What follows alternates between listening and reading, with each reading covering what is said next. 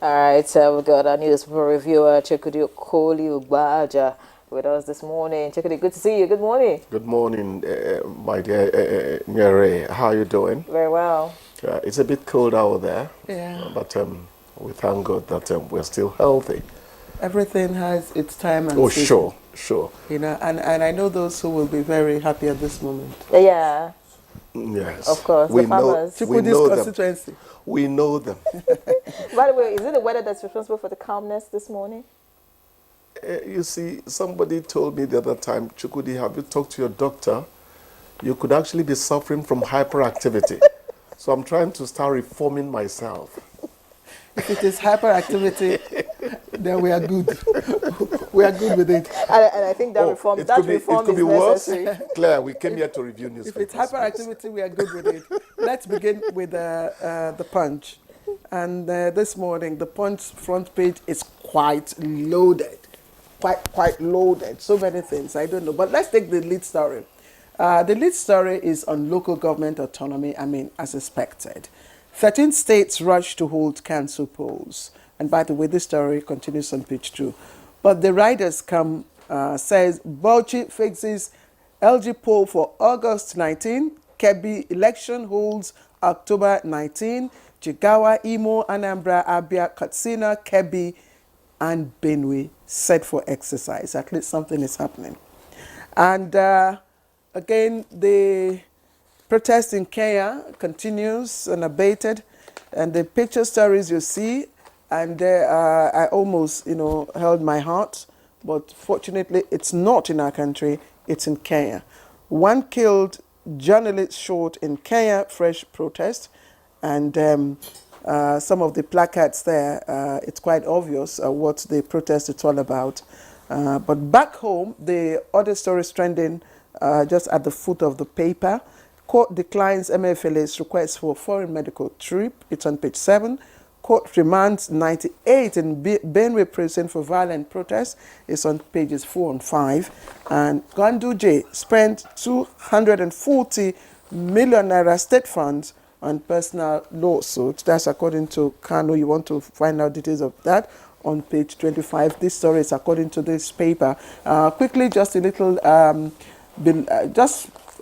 above the nameplate, you find minimum wage saga continues, and Labour threatens 30-day strike, alleges plan to decentralize talks, and it's on page 17. Federal government warns 22 states of 5-day massive flooding. It's on page 28. And NNPCL meets military police to curb oil theft.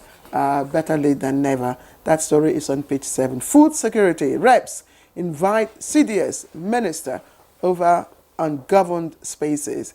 Details of that on page 25. I hand over now to Yari. All right, thank you, Claire. Let's quickly take a look at the Blueprint newspaper now. And the lead story here says, for maximum output, that's the kicker.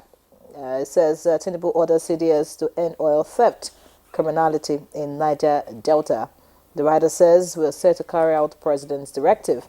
And that's according to Musa. All right, away from that, quickly, we have this trending report on our universities. And the report here says, federal government has no plan to sell universities to private investors. The minister is credited right there, and page 7 has all the details. And of course, this is a worrying situation as regards cholera. NCDC records 3,623 cholera cases, 103 deaths in 34 states, including the FCT. Not a good one. You want to see what's going on and be sure that you're safe. Above the masthead, Senate frowns at delay in execution of $2.8 billion AKK gas pipelines. Page 6 has got that story. And of course, Kano crisis is still in the news. And this time around, we have Yusuf creates 3 second-class emirates to appoint new emirs. Government files fresh charges against Ganduje. Looks like Kano will continue to remain in the news as far as this is concerned. But let's just take a look at what the FAC report is all about. The headline here says, federal government States, local governments share 1.354 trillion naira in June. You want to find out what your state got and maybe your local government. All right, let's take a look at the Nation newspaper now. The Nation leads with CDS raises joint security force in renewed anti-oil theft battle. Of course, the riders has military chiefs and then PCL perfect strategy. Target is to meet oil production quota. All right, above the masthead, of course, the Kano story is also right here. So we'll move away from that. Tribunal orders NLNG to pay FIRS $27.5 million as 2016 revised tax. You wonder, 2016. Tribunal orders NLNG to pay FIRS $27.5 million as 2016 revised tax. Away from that, we have, of course, the story on the cholera. I need to take this so you can, of course, take caution. 103 dead, 3,623 cholera cases at the moment, according to NCDC. And we have, quickly now, at the bottom of the front page of the Nation newspaper, in a red strip, military land nationwide for cultivation to grow food items. You say that's the right step to take. All right, Chukwudi. Yes, the question you ask concerning the 13 states that are reportedly rushing to handle, council posts is they need to wait for the Supreme Court judgment, to do this.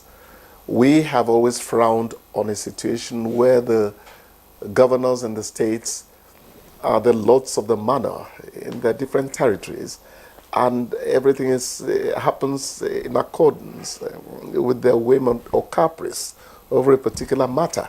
It's a constitutional thing that local elections and local council elections happen when they should happen. I want to think that it is actually the threat to hold back funds from local governments that decide that caretaker committees are the best way to go that is prompting them to take action. Otherwise, ineptitude, tepiditude could still have. It just tells you two things. When laws are enforced, enforcement, people comply. Sure. The second thing is that it will appear that those states or those chief executives were deliberate in delaying or withholding those, or not conducting. They have always been deliberate about it. Because whatever stopped them from conducting those elections until now, if the Supreme Court had not given this judgment, if it were maybe a court of lower jurisdiction, probably the wait will continue until... of course, they would have escalated it to appeal, and eventually the Supreme Court would have ruled. I like the way the federal government went about it. That is what statesmanship is all about. Now, the federal government, remember, is run by the APC. But the judgment against holding on to the desire not to hold elections for the councils cut across party lines. So that's a statesman-like behavior. And that is what I keep on asking for. In those days, newspapers would be so eloquent on he was a detribalized Nigerian. It meant something when a man or woman showed that tribe or religion it was not part of what determined how they acted, towards the world outside. So it's a noble behavior on the part of the federal government, because they know that they will hurt their own APC governors who were guilty of it, or who are still guilty of it, even when the court ruled against them. So it is something we should all really applaud. Let them get to work. Again, we're continuing, deliberations, discussions on this matter. The local government autonomy. Yes, of course. So you get we'll get more chunk. Yes, of it. But let's look at another story. Labour and 30-day strike alleges plan to decentralize. The first Now, thing, my concern is the 30-day strike. so the first thing you say is, may it not happen. Because 3 days is debilitating. 3 days is crippling. You know, here in Nigeria, we tend to take a lot of things for granted. 1 day's strike runs into billions, if not up to a trillion naira, in terms of what you lose, both from the ministries, departments, and the agencies, as well as the OPS, the organized private sector. So, a strike should be a last resort.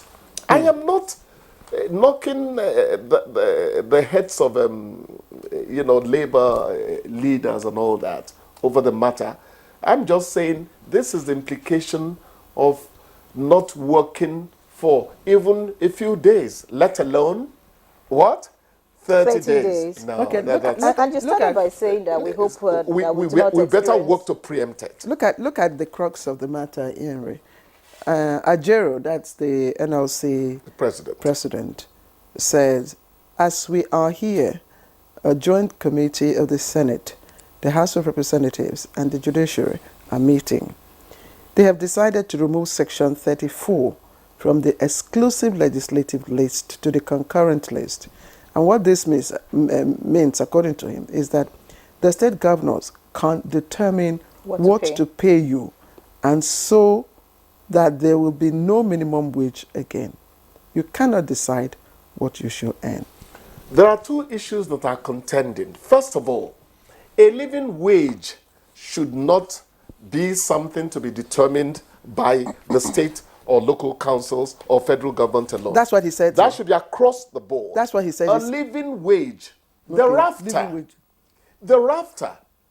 the states, the councils, and the federal government are free to go above the benchmark. But a living wage, which is about not treating some people as subhuman. A minimum wage. Minimum wage, yes. That's what we call it. You must establish that living wage that cuts across. Whether you're a school owner, whether you're... So that is the most important of all the things they are talking about. Thereafter, I will actually support a move to say that you do not put on the table a wage that must be paid by everybody in the country. When you have hit that benchmark that respects human dignity.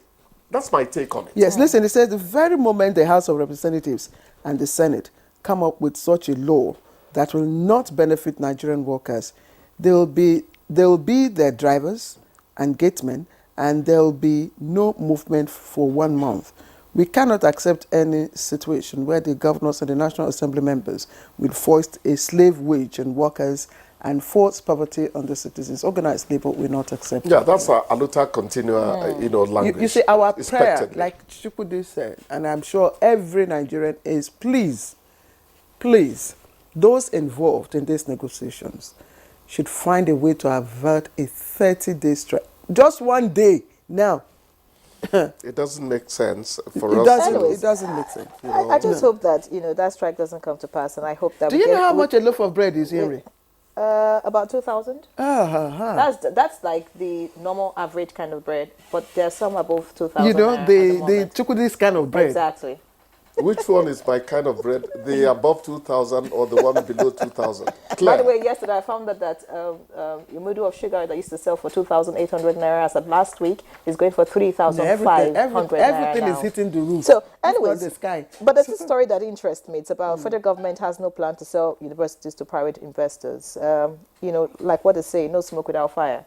So we just hope that there are no plans in this direction. Like the minister has said, it's very important because, if we get our universities in private hands, it means that the poor, the civil servants can no longer send their children to, Nigerian universities because, it will be way out of reach. Look at what private universities are charging at the moment. That would be the first impulse for thinking that they will price themselves out of their market. But the truth is that in business, it is cutthroat behavior for you to price yourself out of your market. So an equilibrium usually results at the end of the day. The point is this: what level of competition are you going to introduce so that one errant private investor does not think he can take his own to the top of the Himalayas and nothing happens? If there is enough competition, really, at the end of the day, you'll find out that you need to be within range of what is affordable, you know. But we are far from that stage, as it were. Everything is lopsided at the moment. All right. You have another story. I have this one. You know, federal government warns 22 states of 5-day massive flooding. I mean, NIMET, NISA, NEMA, have all come out to, sound this warning. I mean, this one is, well, I'm sure that... The warnings... they are becoming... These June, July warnings are almost ineffectual. Well, please, it does well to let me know that floods are going to come. Please, let's not downplay the relevance of these agencies.